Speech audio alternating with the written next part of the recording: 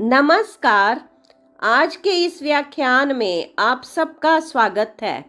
आज हम हिंदी साहित्य के प्रसिद्ध लेखक आचार्य रामचंद्र शुक्ल जी द्वारा रचित उत्साह निबंध की चर्चा करेंगे। तो प्रस्तुत है उत्साह निबंध का उद्देश्य।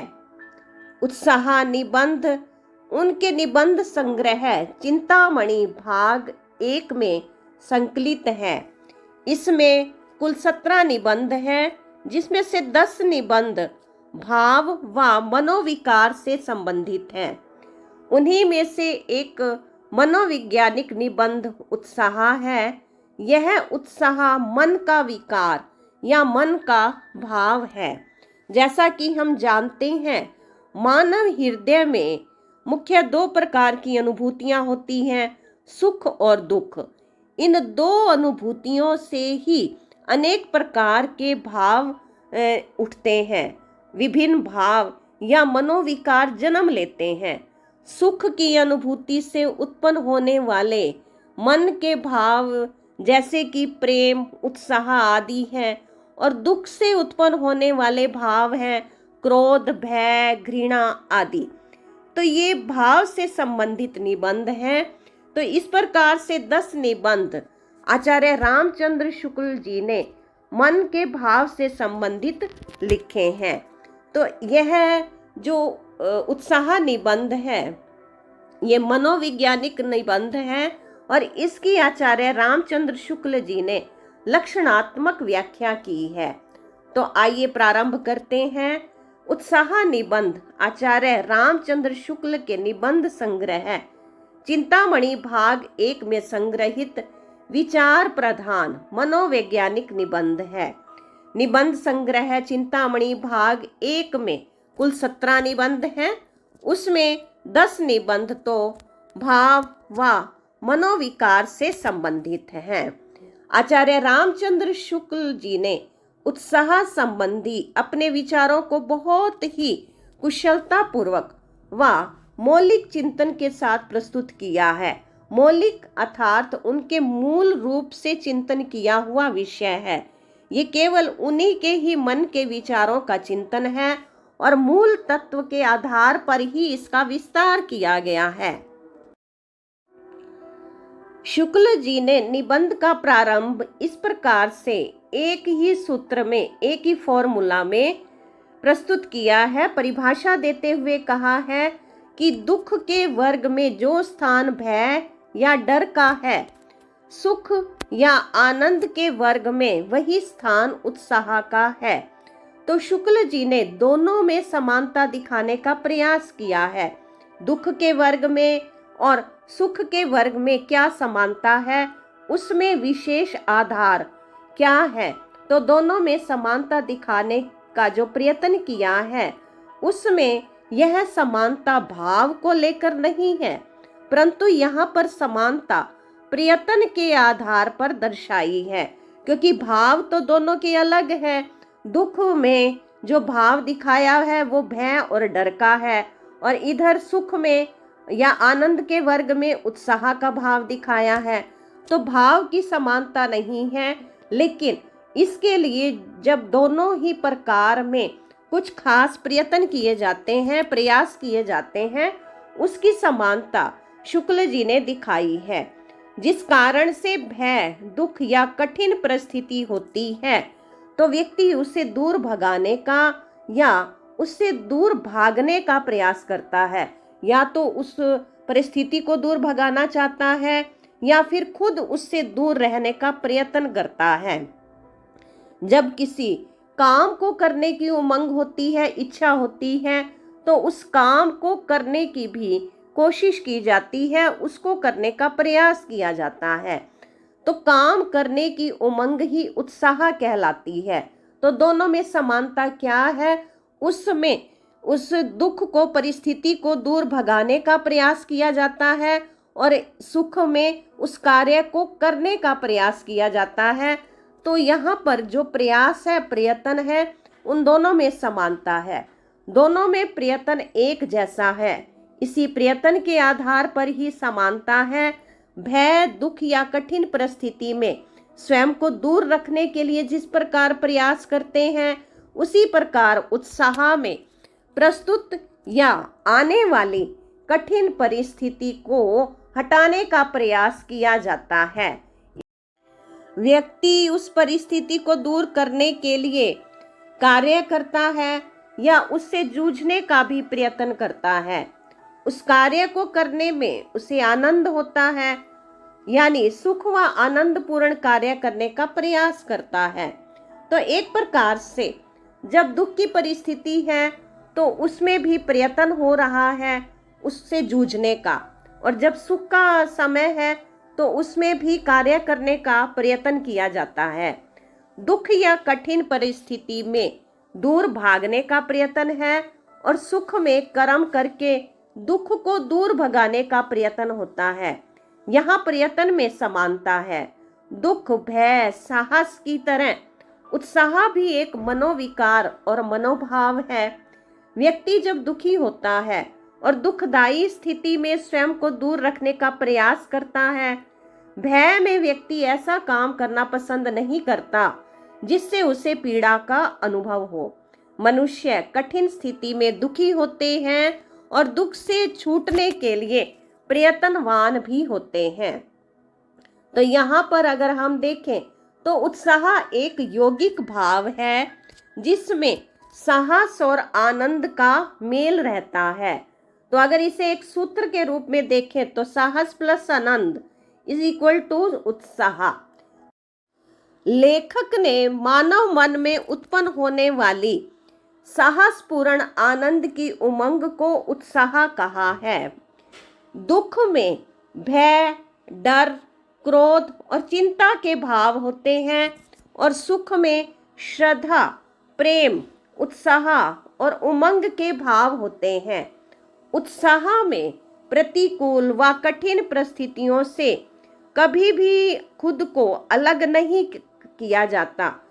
इससे विपरीत ही इन प्रतिकूल परिस्थितियों या कठिन परिस्थितियों को समाप्त करने का प्रयत्न किया जाता है। एक उत्साही व्यक्ति कभी भी कठिन परिस्थितियों से मुख नहीं मोड़ता, बल्कि उन परिस्थितियों को, कठिनाइयों को दूर करने का प्रयत्न करता है। यहाँ कष्ट या हानि सहने के साथ कर्म में प्रवृत्त होने के आनंद का योग होता है। यानी उत्साह तब कहा जाएगा जब कष्ट या हानि सहने का भी बल हो, साहस हो और उसके साथ कर्म में भी लगने की तत्परता हो। यानी साहस के साथ कर्म करने की तत्परता हो और उसमें उस व्यक्ति को आनंद की अनुभूति हो, तब उत्साह कहा जाता है। यानी यहाँ पे समझ में आता है कष्ट या हानि सहने का साहस है, फिर उसके साथ ही कर्म करने की लगन है और वो लगन भी आनंद से पूर्ण है। तो साहस प्लस कर्म प्लस आनंद इज इक्वल टू उत्साह। उत्साह एक यौगिक भाव है जिसमें साहस व आनंद का मेल होता है। तो साहसपूर्ण आनंद की उमंग ही उत्साह कहलाती है। शुक्ल जी ने कहा है कि साहसपूर्ण आनंद की उमंग का नाम उत्साह है, यानी उमंग, जोश का होना। कार्य जब साहस या जोश से व उमंग या आनंद से भरा होता है तब ही उसको उत्साह कहते हैं। यानी साहस हो, जोश हो और आनंद भी हो, लेकिन कार्य करने की तत्परता ना हो, उसे फिर उत्साह नहीं कहा जाता है। उत्साही व्यक्ति में साहस होता है, कर्म करने की प्रवृत्ति होती है और कर्म करते समय वह आनंद तथा उमंग का अनुभव करता है। जब तक कर्म करने की प्रवृत्ति नहीं होती तब तक उत्साह की स्थिति नहीं मानी जाती है। इसी प्रकार ही यह भी शुक्ल जी कहते हैं कि उत्साह मानव का एक श्रेष्ठ गुण है। उत्साह की स्थिति में कष्ट या हानि सहने की दृढ़ता के साथ साथ कर्म में प्रवृत्त होना, प्रयत्नशील होना और उस कर्म के साथ आनंद की अनुभूति होना, यही ही उत्साह है। कर्तव्यों के प्रति उत्साह को श्रेष्ठ माना है, यानी जो कार्य किए जाने चाहिए, जो श्रेष्ठ कार्य हैं, उनको करने के प्रति मन में उमंग है और उसके लिए कार्य किया जाता है, तो उस उत्साह को श्रेष्ठ माना है। और जो कार्य अकर्तव्य यानी कि जिन कार्यों को नहीं करना चाहिए, जो ना करने योग्य कार्य हैं, जो कार्य उचित नहीं है, उनके प्रति यदि उत्साह दिखाया जाता है तो वो अप्रशंसनीय है। जैसे मान लो किसी की हत्या करना, उसके लिए भी उत्साह दिखाया जाए। जो हत्यारा है उसके अंदर तो ये उत्साह है, उसके अंदर जोश होता है किसी को मारने का, लेकिन यह जो उत्साह है वो श्रेष्ठ नहीं है, अप्रशंसनीय है। शुक्ल जी का मानना है कि कर्म करने में रुचि रखने वाला कर्म योगी या कर्म वीर ही सच्चा उत्साही कहलाता है। जिन्हें कर्म करने में रुचि नहीं है वे उत्साही नहीं होते। जब किसी व्यक्ति को ये पता होता है कि उसे किसी कठिन परिस्थिति में कष्ट या हानि उठानी पड़ेगी, दुख झेलना पड़ेगा, फिर भी वो बड़े उमंग उत्कंठा से कार्य करने की ओर प्रवृत्त होता है, तत्पर होता है, तब उसे सच्चे उत्साही की श्रेणी में रखा जाता है। कर्म में आनंद का योग होना यही उत्साह में दिखाई देता है। यानी कि जब कर्म भी कर रहा है और उसमें उसे खुशी भी है, तब ही उत्साह कहलाता है। शुक्ल जी ने कष्ट व हानि के भेद के साथ उत्साह के भी भेद बताए हैं। युद्धवीर, दयावीर, दानवीर, कर्मवीर और बुद्धिवीर।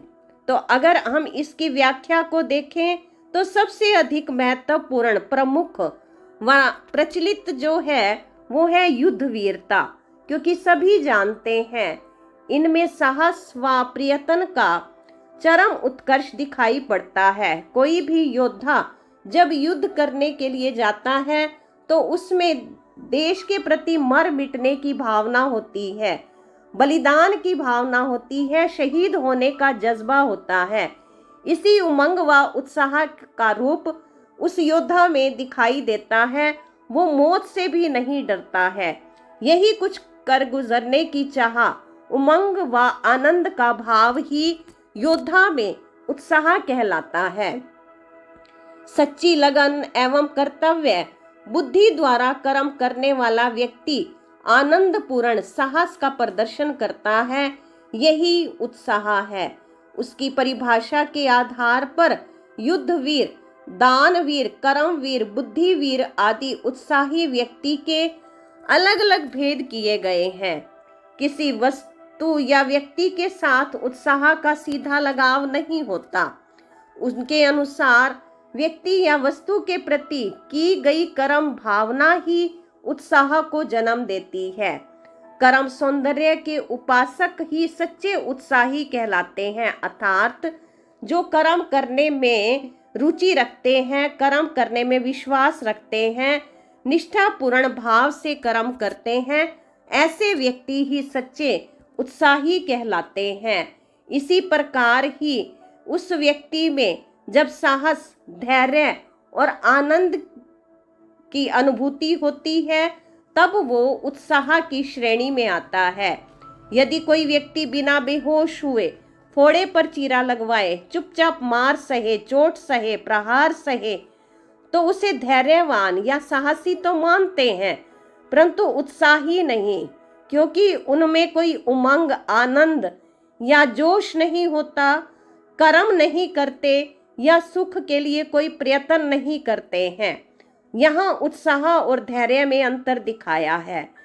बिना बेहोश हुए फोड़ा चिरवाना, साहस तथा कठिन से कठिन प्रहार सहकर अपने स्थान से ना हटना, ये धीरज कहलाएगा। और इस साहस तथा धीरज को उत्साह तभी कह सकते हैं जब कोई व्यक्ति इन कर्मों में आनंद की अनुभूति करे, उसे इसमें आनंद की प्राप्ति हो।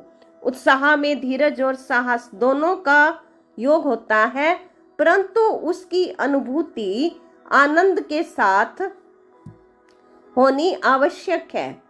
उत्साह में धीरज और साहस दोनों का योग है, परंतु अनुभूति अगर आनंद की नहीं है तो वो उत्साह नहीं है।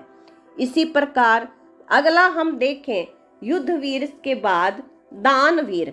जब कोई व्यक्ति दान देता है तो उसमें यदि धन त्याग में कष्ट के भाव दिखाई देते हैं तो वो उत्साह का रूप नहीं होगा।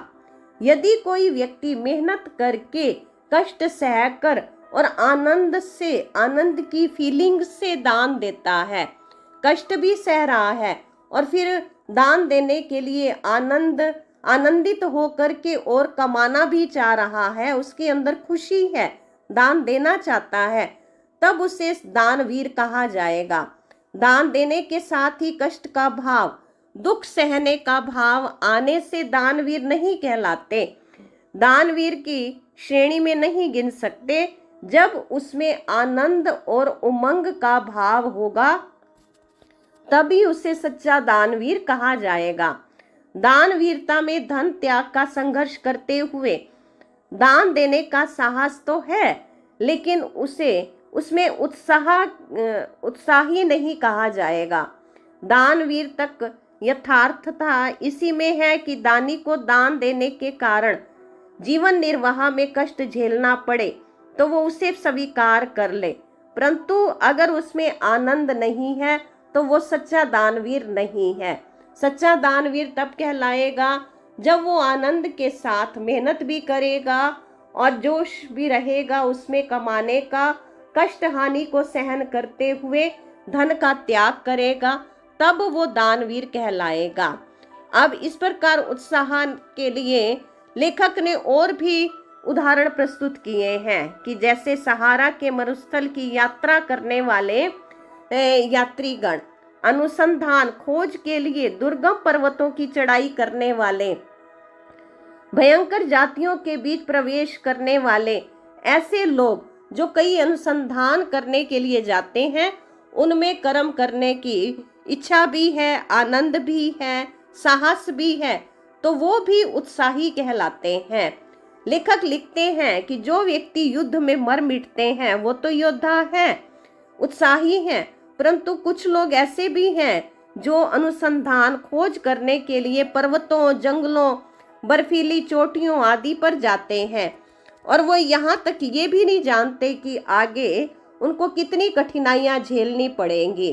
तो देखना है कि जो श्रद्धा और दया से प्रेरित होकर साहस और आनंद के साथ दुस्साध्य एवं कठिन कार्य में प्रवृत्त होते हैं, वही सच्चे उत्साही कहलाते हैं। शुक्ल जी मानते हैं कि मानसिक कष्ट के साथ साथ शारीरिक कष्ट भी सहन करना उत्साह माना जाएगा, क्योंकि देश पर मर मिटने वाले योद्धा तो उत्साह दिखाते हैं, लेकिन जो बर्फीले कठिन रास्तों पर आगे बढ़ते हैं, रेगिस्तान के क्षेत्रों में जाते हैं, अज्ञात घोर जंगलों में प्रवेश करते हैं जहां कोई भी ना गया हो और ना ही ये पता हो कि आगे जाकर क्या होगा, फिर भी वे अनुसंधान के लिए जाते हैं, वे भी वीर, पराक्रमी, बहादुर कहलाते हैं। ऐसे लोगों को भी सच्चा उत्साही कहा जाएगा, क्योंकि उनके कर्मों में भी उमंग, उत्साह भी है, आनंद भी है, पराक्रम भी है और कर्म में तत्परता भी है। एक और उदाहरण देते हुए लेखक लिखते हैं कि समाज में अनेक कुप्रथाएं फैली हुई हैं, रूढ़िवादी परंपराएं प्रचलित हैं, जिनके लिए कुछ लोग मानते हैं कि ये कुप्रथाएं समाज को पतन की ओर ले जा रही हैं, विनाश के मार्ग पर ले जा रही हैं। ये जानकर भी वो उनका विरोध नहीं करते, क्योंकि उनको लगता है कि अगर विरोध करेंगे तो उनकी मान हानि होगी, इसलिए वो विरोध नहीं करते हैं। इसके विपरीत कुछ लोग ऐसे होते हैं जो अपनी मान हानि की परवाह किए बिना ही सामाजिक कुप्रथाओं का विरोध करते हैं। उनमें कुछ नया करने का उमंग, उत्साह होता है, वे समाज की उन्नति की कामना करते हैं, कुछ नए कार्य करते हैं और रूढ़ियों का विरोध करते हैं, परंतु कई बार उनकी लोग निंदा भी करते हैं, निंदा के पात्र बन जाते हैं। ये लोग जो समाज सुधार के कार्य करते हैं उन्हें मान शान की इच्छा नहीं होती, लेकिन फिर भी वो समाज का कल्याण करते हुए, पथ पर चलते हुए भी लोग उनका अपमान करते हैं। कुछ लोग तो उनको उत्साही कहते हैं कि उन्होंने समाज के लिए कुछ अच्छा कार्य किया, परंतु कुछ लोग उनकी निंदा करते हैं, उनको बेहया भी कहते हैं। समाज के कुछ लोग देखा देखी या मान शान की इच्छा से भी कार्य करते हैं, परंतु उनको भी उत्साही नहीं माना जा सकता, क्योंकि जो लोग अपनी मान हानि की परवाह किए बिना सामाजिक कार्यों में आगे बढ़ते हैं, समाज के कल्याण के लिए आगे चलते हैं, उनको तो उत्साही कह सकते हैं, लेकिन जो अपनी मान शान की इच्छा से कार्य करते हैं उनको उत्साही नहीं माना जा सकता। समाज को सुधारने के लिए कुछ आंदोलन चलाए जाते हैं, तो उनमें कुछ अच्छे लोग भी होते हैं और कुछ तुच्छ मनोवृत्ति के लोग भी होते हैं। वे समाज का भला तो कम, लेकिन उनका नुकसान ज्यादा करते हैं और अपना स्वार्थ की पूर्ति के लिए, मान शान की इच्छा के लिए वो कई इस प्रकार से दिखावे के कार्य करते हैं। आगे और उदाहरण देते हुए शुक्ल जी ने कहा है कि उत्साह में साहस के साथ साथ कर्म तत्परता और आनंद का होना अति आवश्यक है।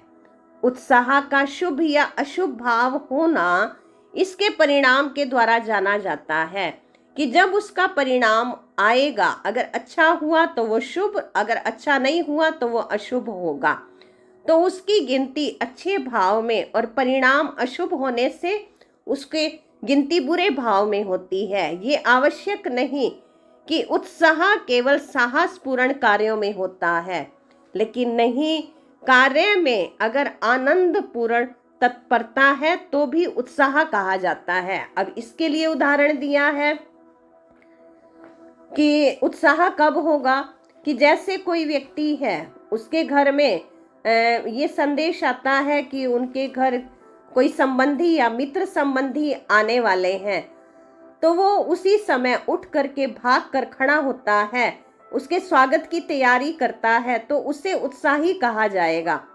लेकिन अगर ये मैसेज प्राप्त करके भी अगर वो वहीं पर बैठा रहता है, कुछ तैयारी नहीं करता है, तो उसे उत्साही नहीं कहेंगे। यानी वो कर्म में तत्पर हो जाता है, उसके अंदर खुशी का भाव जागृत होता है और वो तैयारी के लिए कभी इधर कभी उधर भागता है, तैयारी करता है, स्वागत करता है, तो उसे उत्साही कहते हैं। आचार्य शुक्ल जी ने माना है कि किसी किसी कार्य में कर्म व बुद्धि दोनों की तत्परता होती है। कर्म भी जरूरी है और बुद्धि का प्रयोग भी जरूरी है। हर कार्य में बुद्धि का प्रयोग होता है। कर्म में शरीर का और बुद्धि दोनों की जरूरत होती है। उत्साह में हाथ पैर को हिलाने की जरूरत होती है, यानी कि भाग दौड़ करते हैं कर्म में, और साथ साथ बुद्धि भी चलती है। ऐसे में उनको कर्मवीर कहा जाए या बुद्धिवीर। तो इसी को स्पष्ट करने के लिए एक और उदाहरण दिया है कि चाणक्य और मुद्रा राक्षस का उदाहरण दिया है कि, और दूसरा एक विद्यार्थी का भी उदाहरण दिया है। ये मुद्रा राक्षस एक संस्कृत के लेख में है, जिसमें चाणक्य और एक राक्षस की बहस होती है, तर्क वितर्क होता है। तो विद्यार्थी का भी जब किसी विद्वान के साथ तर्क वितर्क होता है तो वह आनंद के साथ, जबकि विद्यार्थी छोटा है लेकिन फिर भी वो पूरे आनंद के साथ, जोश के साथ उस तर्क वितर्क में, उस कार्य में प्रवेश करता है, तो उसे उत्साही कहते हैं। उसे हार या जीत, मान हानि की कोई परवाह नहीं होती। आनंदपूर्ण सभा में उपस्थित होता है तो वो सच्चा उत्साही है। उत्साही को कर्मवीर कहा जाता है या बुद्धिवीर। इसके लिए ये देखा जाना चाहिए कि उत्साह की अभिव्यक्ति में बुद्धि व्यापार और अवसर पर भी होती है या बुद्धि द्वारा निश्चित उद्योग में तत्पर होने की दशा पर, परंतु साधारण उत्साह की अभिव्यक्ति उद्योग की तत्परता पर ही होती है। उत्साही को कर्मवीर कहना ज्यादा उपयुक्त होता है, क्योंकि बुद्धि भी अगर काम कर रही है, बुद्धि का प्रयोग किया, लेकिन उसके द्वारा कोई कार्य नहीं किया गया है, तो फिर वो उत्साही नहीं कहलाता। बुद्धि का प्रयोग हो, साथ ही साथ वो कर्म में भी तत्पर हो, कार्य करने में भी उसकी रुचि हो, तब ही उत्साही कहलाएगा। इसलिए कर्मवीर होना आवश्यक है। उत्साह में कुछ योगदान बुद्धि का होता है, वो जरूरी है। बुद्धि और शरीर की तत्परता के साथ ही कर्मवीर उत्साही कहलाता है कि उसमें बुद्धि का भी प्रयोग है और कर्म की भी तत्परता है। किसी कार्य में दिखाई देने वाली तत्परता को उत्साह कहते हैं। तत्परता के अभाव में वह उत्साह की श्रेणी में नहीं है। एक और उदाहरण दिया है, हनुमान द्वारा समुद्र पार करने का कारण समुद्र नहीं, परंतु समुद्र लाघने का कर्म है, क्योंकि उसमें उन्होंने जो कर्म किया, आनंद के साथ, जोश के साथ कर्म किया, कर्म करने में तत्पर हुए, इसलिए वो उत्साह की श्रेणी में है। उत्साह की गणना अच्छे गुणों से होती है। किसी कार्य को अच्छा या बुरा कहना उसके करने के ढंग और परिणाम में ही समाया हुआ होता है। शुभ कार्यों में आत्मरक्षा, स्वयं की रक्षा, पर रक्षा, दूसरों की रक्षा, देश रक्षा, ये सब उसमें समाये हुए हैं कि खुद की भी रक्षा करनी, दूसरों की भी और देश की रक्षा करनी। ये सभी शुभ कार्यों के अंतर्गत हैं। आचार्य शुक्ल ने ये प्रश्न उठाया है कि उत्साह में ध्यान कहाँ पर होता है, कर्म पर या कर्म के फल पर या अन्य किसी व्यक्ति या वस्तु पर रहता है। फिर शुक्ल जी ने ही उत्तर देते हुए कहा है कि उत्साही मनुष्य का ध्यान पूरी तरह से कर्म परंपरा पर होता हुआ उसकी समाप्ति होने की सीमा तक जाता है, अर्थात फल तक जाता है। कर्म करने की भावना ही उत्साह उत्पन्न करती है, जिसमें साहस और आनंद है। कर्म करने की तत्परता से जो आनंद प्राप्त होता है, उसे लेखक ने 3 भागों में बांटा है। लेखक ने कर्म अनुष्ठान में प्राप्त होने वाले आनंद का वर्गीकरण किया है कि उत्साह में जो ध्यान है वो कहाँ तक है, वो कर्म पे है, फल पे है या किसी अन्य विषय पर होता है। इसी वर्गीकरण को स्पष्ट किया है कि कर्म भावना से उत्पन्न आनंद, दूसरा फल की भावना से उत्पन्न आनंद, तीसरा विषयांतर से प्राप्त आनंद। इन तीनों की व्याख्या करते हुए शुक्ल जी कहते हैं, इनमें से सच्चे कर्म वीरों का आनंद कर्म भावना से उत्पन्न होता है, यानी कि कर्म भावना से उत्पन्न आनंद को श्रेष्ठ माना है। इसमें साहस का योग अपेक्षाकृत कम ना होकर अधिक होता है। उनकी दृष्टि में कर्म और फल में कोई विशेष अंतर नहीं होता। असफल होने पर भी वे हतोत्साहित नहीं होते कि जो लोग कर्म करने में विश्वास रखते हैं तो वो सिर्फ कर्म में ही आनंद प्राप्त करते हैं। यदि उनको अंत में फल या परिणाम असफलता का भी प्राप्त हो, फिर भी वो निराश नहीं होते, क्योंकि वो बड़े उत्साह के साथ कर्म में प्रवृत्त होते हैं। उनको आनंद कर्म करने में आता है, उनका आनंद फल पर आधारित नहीं होता है। कर्म भावना से उत्पन्न आनंद को सच्चा आनंद समझना चाहिए। जैसे सच्चे वीर योद्धा आनंद से परिपूर्ण होकर युद्ध के मैदान में उतरते हैं, उनके लिए कर्म व फल में अधिक अंतर नहीं होता, क्योंकि वो कर्म में ही फल देखते हैं जब कर्म कर रहे होते हैं। जैसे वो लड़ रहे हैं, युद्ध के मैदान में हैं, उसी समय ही वो फल प्राप्त कर रहे होते हैं, क्योंकि वो खुशी से अपनी योग्यता का प्रदर्शन करते हैं या शत्रुओं का सामना करते हैं। यही उनका फल होता है। वो अंतिम परिणाम पर आधारित नहीं होते हैं। वे जोशपूर्ण कर्म के प्रति लगे रहते हैं। कर्म भावना से उत्पन्न आनंद योद्धाओं में स्पष्ट दिखाई देता है। वो अगले परिणाम की चिंता नहीं करते कि जीत होगी या हार, उनका ध्यान वर्तमान कर्म पर ही रहता है। लेखक ने बताया है कि जब कोई व्यक्ति इस उद्देश्य से कार्य करता है कि उसे क्या मिलेगा, तो उसके कार्य की तत्परता फल के आधार पर घटती और बढ़ती है।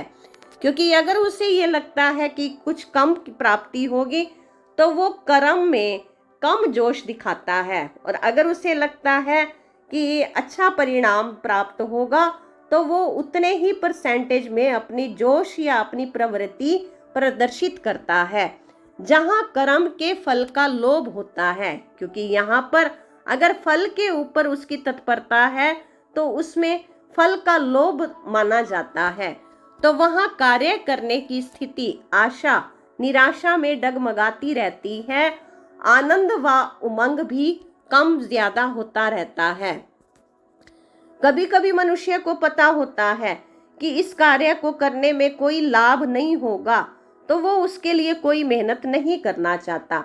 लेकिन जो कर्म उपासक होता है, उसे चाहे लाभ हो या ना हो, किसी दूसरे व्यक्ति को लाभ हो, तो भी वो उसको करता है। अगर श्रेष्ठ कार्य है तो ऐसे नहीं कि अगर वो ऐसा भी नहीं है कि वो बुद्धि का प्रयोग नहीं करता। वो बुद्धि से इतना तो देखता ही है कि कौन सा कार्य करना अच्छा है, या जो कार्य करने योग्य है उसको करे, जो करने योग्य नहीं है उसको ना करे। तो कर्म भावना प्रधान सच्चा उत्साह है। फल की भावना तो लोभ या लालच के रूप में देखी जाती है। तो कर्म भावना जिसमें है तो वो सच्चा उत्साही है। लोभ या लालच ये ढका हुआ रूप है। योद्धा में कभी भी मरने का खौफ नहीं होता, वो कर्म पर एकाग्र होता है। फल या परिणाम की आसक्ति वासना को जन्म देती है, क्योंकि जो दूसरा पॉइंट है कि फल के आधार पर जो आनंद है, तो वो फल के आधार पर आनंद की जो प्राप्ति करना चाहता है, वो एक आसक्ति का रूप होता है। उसमें वासना होती है, स्वार्थ होता है। एक और उदाहरण से भी समझाया है कि किसी व्यक्ति को अगर ये कहा जाए कि इस जगह पर जाने से किसी प्रिय व्यक्ति से तुम्हारी मुलाकात होगी या धन की प्राप्ति होगी, तो वो उस कठिन कार्य को भी करने के लिए तैयार हो जाता है। अब वो कार्य उससे सुखदायी प्रतीत होता है, खुशी खुशी करना चाहता है। शुक्ल जी ने कहा है कि यदि किसी व्यक्ति में काम करने की रुचि नहीं है, तो वो प्रयत्न भी नहीं करता और अपने लक्ष्य से हट जाता है। उदाहरण देते हुए कहा है कि कोई व्यक्ति जो पर्वत पर घूम रहा है, यदि उसे पता चले कि नीचे की सीढ़ी में जाने पर सोने का ढेर मिलेगा, तो वहां दो परिस्थितियां होंगी, या तो वो जरूर जाएगा, या फिर उसे कार्य का प्रयत्न करने का अगर उत्साह नहीं है तो उसे नीचे जाने में बहुत आलस लगेगा, कोई ना कोई बहाना देगा। वो या तो हार कर बैठ जाएगा या फिर मुंह के बल गिर जाएगा।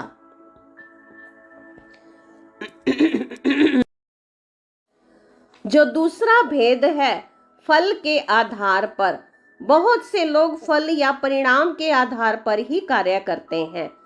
फल की आसक्ति वासना के रूप में जब उत्पन्न होती है, व्यक्ति ये सोचता है कि उसे कम से कम काम करना पड़े, कम से कम कोशिश मेहनत करनी पड़े और लाभ अधिक से अधिक हो।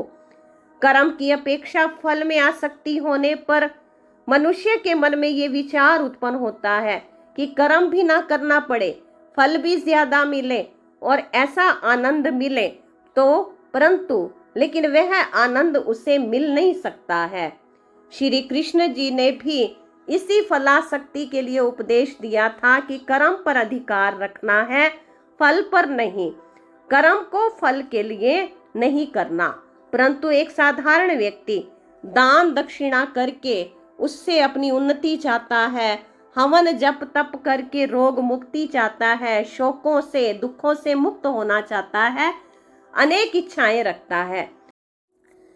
जब कोई व्यक्ति आनंद व उत्साह से कार्य करता है तो उसका फल चाहे कैसा भी मिले, लेकिन कर्म योगी को कभी अफसोस नहीं हुआ कि उसने प्रयत्न नहीं किया, उसको इस बात का विश्वास रहता है या अपने ऊपर एक एहसास रहता है कि चलो उसने अपना 100% दिया, कार्य किया, नहीं तो उसको पछतावा होता कि अगर मैं कर लेता तो शायद हो जाता। बुद्धि के आधार पर जब कोई व्यक्ति कार्य करते हैं तो वो प्रयत्न कहलाता है। यदि घर पे कोई बीमार है और उसकी सेवा करने और उसके स्वास्थ्य की कामना से संतोष व आनंद मिलता है। इसके विपरीत यदि बीमार का इलाज ना किया जाए, चुपचाप बैठकर शोक व दुख मनाते रहें, तो बीमार के स्वस्थ न होने से आत्मग्लानि का शिकार हो जाएंगे। उन्हें अफसोस होगा कि उसने कोई प्रयत्न नहीं किया। अतः फल भावना का आनंद फल की प्राप्ति और प्राप्ति के अनुसार कम या ज्यादा हो जाता है। कर्म भावना का उत्साह सच्चा उत्साह होता है। जैसे अभी बताया कि यदि बीमार व्यक्ति की मदद करें, अब उसके फल के ऊपर आधारित ना होकर के कर्म में विश्वास रखते हुए उसकी सेवा करें, तो आनंद की प्राप्ति होगी, वो उत्साह माना जाएगा। परंतु ऐसे ही बैठ करके चिंताग्रस्त हो जाए तो वहां पर फिर आत्मग्लानि का भाव जागृत होगा। उत्साही व्यक्ति को कर्म करते हुए भी यदि अंतिम फल की प्राप्ति ना हो तो वो एक आसक्त व्यक्ति की अपेक्षा अनेक अवस्थाओं में स्थिर रहता है। वो उसकी मनोस्थिति डगमग नहीं होती, विचलित नहीं होती है। लेकिन जो व्यक्ति फल के आधार पर कर्म करता है, अब जब उसे अपनी इच्छा के अनुसार फल की प्राप्ति नहीं होती है तो वो उदास, परेशान होता है, रोता है, तनाव में आ जाता है। ऐसा व्यक्ति कर्म करते हुए ही आनंद और संतोष की प्राप्ति कर लेता है। फल की प्राप्ति तक वो इंतजार नहीं करता है, और यदि फल उसे अनुकूल ना भी मिले तो उसे पछतावा नहीं होता कि उसने कोशिश नहीं की, प्रयत्न नहीं किया। वो प्रयत्न 100% करता है, आनंद से करता है, लेकिन फल को वो छोड़ देता है कि फल जैसा भी मिलेगा उसके ऊपर वो अपने मन के भाव को आधारित नहीं रखता है। एक और उदाहरण दिया है कि धर्म व उदारता से कर्म करने वाले, अत्याचार का दमन करने वाले लोगों का ध्यान सदा कर्म पर रहता है, उनमें सदा आनंद का भाव रहता है। वो समाज का सुधार करने के लिए, समाज में जागरूकता फैलाने के लिए कर्मशील व्यक्ति होते हैं। वो पूर्ण आनंद से कार्य करते हैं। तो कई बार लोगों को फिर श्रेष्ठ कार्य करने पर सफलता भी मिलती है, आनंद भी मिलता है, तो अन्य कार्यों को भी फिर वो बड़ी ही खुशी से, लगन से करते हैं और उसमें अपना उत्साह दिखाते हैं। लेखक ने यहाँ ये बताना चाहा है कि एक भाव या एक मनोविकार का प्रभाव दूसरे मनोविकार पर भी देख सकते हैं। जैसे एक व्यक्ति बहुत उत्साहित है और उसने जो काम किया है उसको सफलता प्राप्त हो गई, तो अभी उसी उत्साह से वो दूसरे कार्य भी उत्साह से करेगा, अन्य कार्यों को भी वो बड़े उत्साह से करता है। साधारण रूप में भी देखा जाता है कि व्यक्ति में आनंद का कारण तो कुछ और होता है, परंतु उससे व्यक्ति में एक ऐसी स्थिति उत्पन्न हो जाती है कि अन्य बहुत से कर्म भी वो खुशी खुशी कर लेता है। अब इसमें तीसरा जो बताया गया है, जो लेखक ने, एक तो कर्म के आधार पर था, दूसरा फल के आधार पर, और तीसरा ये बताया है कि जो अन्य विषय से प्राप्त आनंद होता है। तो ये उदाहरण दिया है कि मान लो किसी की लॉटरी निकल आती है, तो वो उस समय उत्साह में है। अब उस उत्साह के कारण वो जो भी काम करेगा तो वो खुशी से करेगा, यानी कि एक आनंद, एक उमंग का प्रभाव दूसरे कार्य पर भी उमंग का असर छोड़ देता है। जैसे कोई एक क्रोधी व्यक्ति है, किसी एक व्यक्ति पर वो क्रोध कर रहा है, उसके अंदर गुस्से का भाव है, तो वो असर दूसरे कार्य पर भी दिखाई देगा। एक कार्य करते हुए उसको गुस्सा आने लगा है, तनाव में है, अब उसी तनाव का असर अगले अगले कार्यों में भी होगा, अगले व्यवहार में भी होगा। किसी दूसरे व्यक्ति के साथ जब वो कोई बातचीत करेगा, उसका कार्य करेगा, व्यवहार करेगा, उसमें भी उसका प्रभाव दिखाई देगा। उसी प्रकार की यह उमंग और उत्साह का प्रभाव भी होता है। अगर किसी वजह से मन के अंदर आनंद है, एक कर्म को करके उसके अंदर आनंद बढ़ चुका है, तो वो उसका असर दूसरे कार्य में भी दिखाई देगा। वही उत्साह, वो आनंद का असर दूसरे कार्य को भी वो उसी आनंद के साथ करेगा। तो इसीलिए बहुत से कर्म भी फिर वो खुशी खुशी कर लेता है। उत्साह में मनुष्य आनंदित होता है, उस आनंद के कारण उसके मन में एक ऐसी स्फूर्ति, ऐसा जोश होता है, फिर वो उसके साथ, जो एक के साथ अनेक कार्यों में आगे होकर के वो उसी तरह से कार्य करता है। तो इस प्रकार से यही मनोवृत्ति दूसरे भावों में भी दिखाई देती है। जैसे अभी क्रोधित व्यक्ति का हमने बताया कि वो अपनी झुंझलाहट को व्यक्त करता है, उसी तरह से ही एक उत्साहित व्यक्ति अपनी उत्साह को प्रकट करता है। सभी कार्य उत्साह से होते हैं।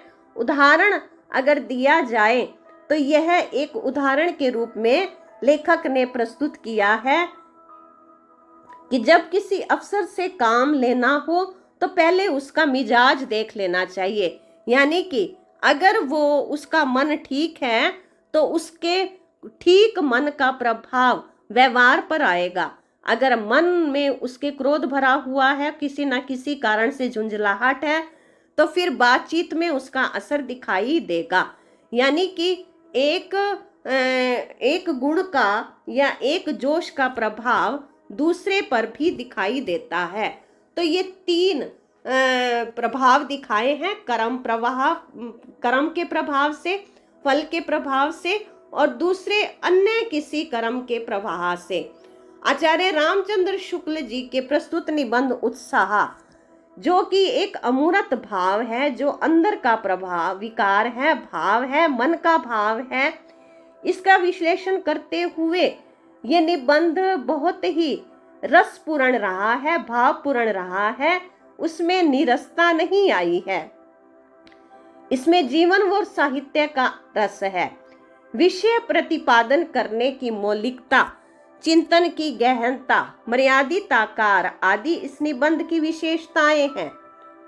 लेखक ने बहुत ही सुंदर विधि से विचारों व भाव के सूत्र रूप में प्रस्तुत करके उदाहरणों व तर्कों के द्वारा इसे पुष्ट किया है।